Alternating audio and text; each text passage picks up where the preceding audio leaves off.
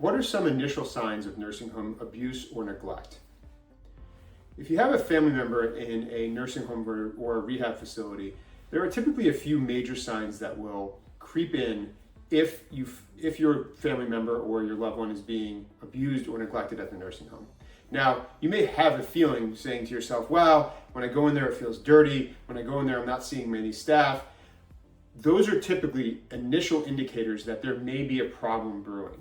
So major signs include falls, particularly frequent falls, because there are protocols that are typically required to be in place in order to identify fall risks and prevent falls from happening. So if there are repeated falls, that is typically an indication of neglect or potentially abuse. Bruising.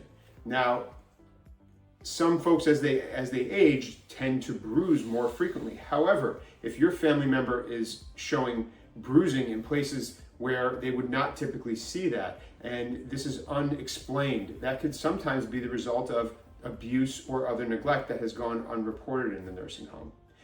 Development of pressure ulcers or bed sores. This is unfortunately more common than it should be because there are very strict standards in place that are typically meant to identify patients at risk for development of pressure ulcers or bed sores, and measures to be put into place in order to prevent those bed sores or ulcers from happening. These include things like rotating the patient on a frequent basis, changing the linens, changing their undergarments, or putting them in a specialty bed, applying a certain kind of barrier cream. There are a number of things that can be put into place to prevent these things from happening. If you're seeing any signs of these, you have to be conscious, you have to be cognizant, and you have to be proactive in making complaints and in following your gut to ensure that you are protecting the person that you love that's in that nursing home or rehab facility.